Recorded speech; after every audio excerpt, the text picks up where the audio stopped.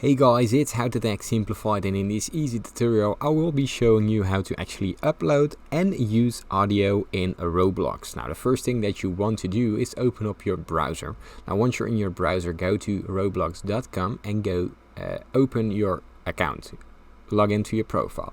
From there you simply head down to create right next to marketplace. Now this will open up a different tab. Now once you're in the create menu, simply head down to your creations right here.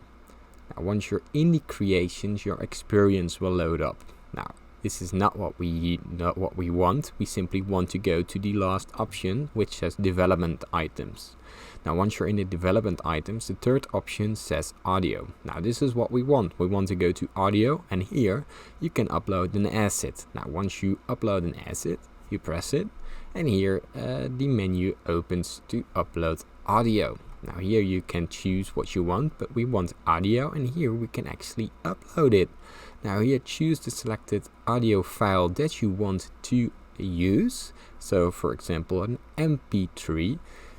And from there we actually name it, and once we name it we can from then upload it, and it will be checked by Roblox. It takes a certain amount of time, and once it's approved you can use it in your games, in your gameplay, and whatever you want for Roblox.